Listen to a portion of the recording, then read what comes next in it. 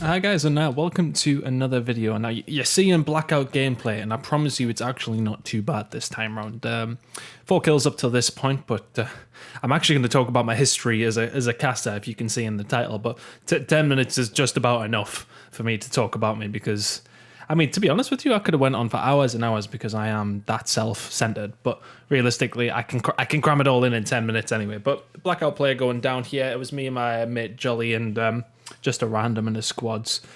We end up winning this one. I think we get 24 kills between the two of us, and that kid got like 2 or 3 or something like that. So pretty high squad kill win anyway. So pretty happy with that one. Never had an excuse to really put it up, but just thought I'd talk over it so you don't have to look at my boring face for this whole entire time. Anyway, you know, a lot of people are coming on this channel, viewing the videos now that we're putting out as much as we can. And I just thought I'd let you know a little bit about myself, where I sort of started, how I got to where I am now, that sort of thing, and any sort of advice to any aspiring casters as well. Although, you know, saying that, you know, I'm not at the top of the game or anything like that, especially in Call of Duty, but realistically, I've been doing this for since 2011, so like 7 or 8 years now. So I feel like I know what I'm talking about with how to get where you want to get, and some suggestions I could give you if you are still searching to try and get yourself in a good position in casting. Anyway, we'll get into it. My playing career is what I'm going to go over first, and as you can imagine, this bit will be short. I started playing basically back on game battles like everybody else. Started in Halo 3, moved over to COD 4 with the clan that I was trying to play with at the time, or was playing with, I should say. We played TDM and that sort of thing, and I sort of fell into playing that hardcore Search and Destroy from that point, which then moved me into Search and Destroy, which then moved me into RNG when we got to World at War. Started playing on World at War with people like Marky B way back in the day, and a good friend Adam, who used to be on the scene as well. Those two guys did all right. Obviously, Marky B still in the scene. Adam did pretty well. He teamed with Tommy a couple of times throughout Black Ops 1, that sort of time. And Black Ops 1 was when I actually went to my very first LAN. I think it was Reflex GT2, which was in February of 2011. So it's quite a long time ago. But Reflex GTs, if you don't know, were in Amsterdam. And as you can imagine, they were pretty popular with the European lads. So we ended up going over there maybe 3 or 4 times a year. They were usually quite regular. Reflex GT4 was the very first time that I actually managed to cast a game. And it basically was just a stroke of luck that I got involved. Somebody who was casting, it was just another player or personality in the scene, I can't quite remember who it was, had to go because of a family emergency. So the owner of Reflex GT, Sander, he popped his head into the players who were watching the games and said, does anybody want to jump on with A-Spec casting? And I said, oh, screw it, go on, I'll give it a go. I've been watching back the clips today, actually, of that event, and I might link them in the description, but you can listen to how bad I was, like, truly awful. But the thing is, I knew a lot about the game. I knew so much about Black Ops 1 because I'd hammered it. I was in an online team that, you know, we'd won a couple of things online, came to LAN, it didn't really pull off. I mean, we weren't playing with our full squad, that sort of thing. But either way, you know, it just really didn't work out. We weren't that great at LAN, and I had a poor time, but we knew a lot about the game. We grinded the game.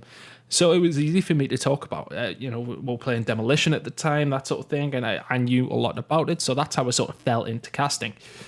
And then from there, I just sort of did the same thing for a year or so, where I would really just be playing and then casting at the events as well. Obviously, I'd fund myself to the events to go play, and then I'd cast when I was done, sort of thing. And I sort of flitted in between doing that and full-time casting for a couple of years in between Black Ops 1 and Modern Warfare 3. And yeah, basically I was trying to keep the playing career alive, but I seen it as a good opportunity. When I'm casting, they would be paying for my accommodation and paying for my my travel as well. So I think it was a big factor because I loved going to these events and hanging out with my friends and playing and that sort of thing. So it at the start, casting was just a way for me to get to events for free, basically. And I did enjoy it, but I enjoyed playing more. It got to the point, I think it was EGL 4 in London, which actually was a Black Ops event, was the first event I did casting solely. I got told, well, if you want this funding in terms of, you know, your travel and accommodation, then we'll give you it, but we want you to cast the whole thing. We want you to do the whole thing. And I did that with Rel, and I did that with Fwiz. And we cast the whole event in London over 2 days. And I think Fnatic ended up winning that one. That was the first time we seen Mad Cat come onto the scene at that event as well. So this is all the way back in 2011. I think it was maybe September or something like that, 2011, just before the new game came out. By the way, this guy not killing me with the War Machine. No idea how that happened. Hopefully you can't hear me talking shit to him, because I really, really did, as you can imagine. I mean, War Machine, and I turned on him with a bloody vapor. Bad play. Anyway, back into it. So that was the first time I really did it full time. And again, at that point, it was really just like, oh, well, at least I'm going to the events with all my friends. I'm getting to travel, that sort of thing. Then Black Ops 2 came around and things started to kick off. And, you know, I did the European events that we had that year. But most importantly, I got over to Champs. So when I started getting to events like that, that's when it really started to get serious. We started getting a little bit of a pay packet, that sort of thing. And it was just a really, really positive event for me, the Black Ops 2 Champs. And of course, this was one of the first big champs as well.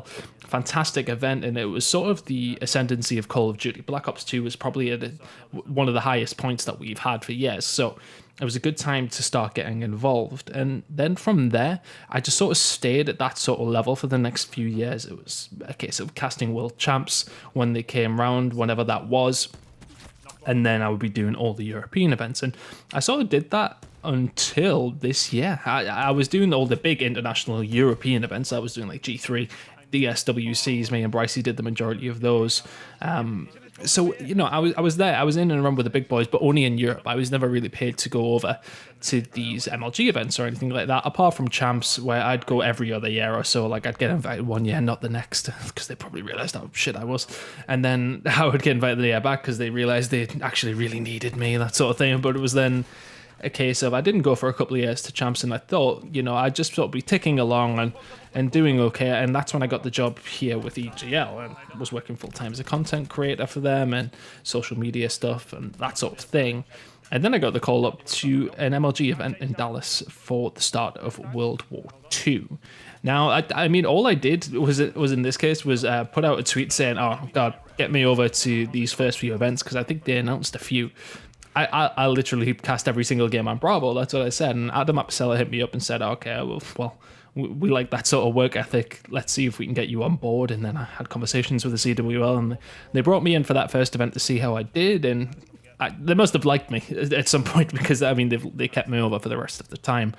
So, yeah, that worked out really positively. You know, I was there for the whole MLG, CWL season, I should say. I was there at Champs.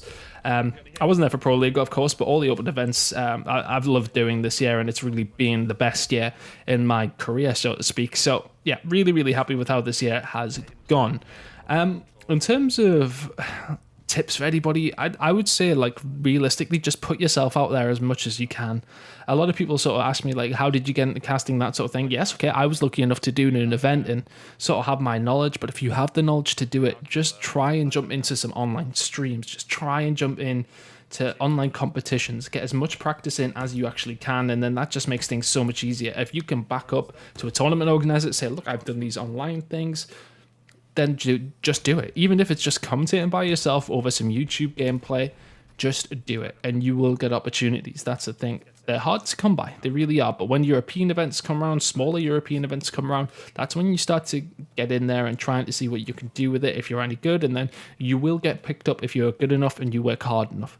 I think working hard is easily one of the best things I can suggest, is just keep going. I've been at this for, 7-8 years now. I think, as far as I'm concerned, I don't think there's anybody in the CWL who's actually commentated COD longer than I have, which is maybe a bit disappointing from my aspect, because obviously I've done it for so long, and yet I'm still just sitting on Bravo, and there's plenty of people overtaking me, but I feel like the people who have overtaken me have always been very, very talented, and I feel like mine's more from a hard work perspective to try and get myself to where I am. But no disrespect, obviously, to anybody who has made something of themselves, you know, in the CWL. Everybody there deserves to be there, and I just want to keep plugging away and try and get myself further up the field. But as I said, work hard, cast whatever you can, and you'll get there. You will get there. And I think I'm going to end it there. I'm going to end talking about myself, a little filler video for all you guys who weren't 100% sure where I sort of came from.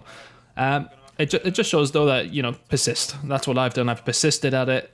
I've been in and around Europe doing pretty well, and then this year it's really kicked off for me just from hard work. So as I said, persist at it.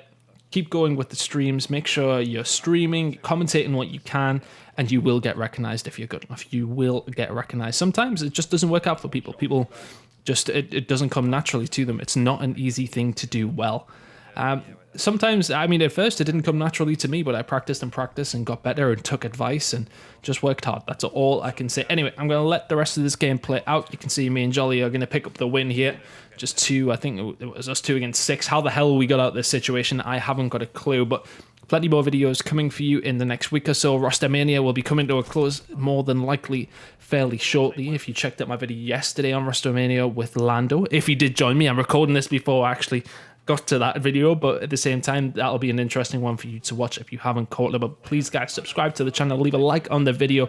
It would mean a lot. We'll have plenty more content coming this week, and we'll see you guys on the next video. The guy's surely got to be out here. He's then. up top. He's up top. I just. Oh yeah, see him with us. He's getting shot at by the others. Right, hold on. There's loot in here. There's loot in With here. the ogre. Yeah, there's loot in here. There's loot in here. But we need to fight the other team as well.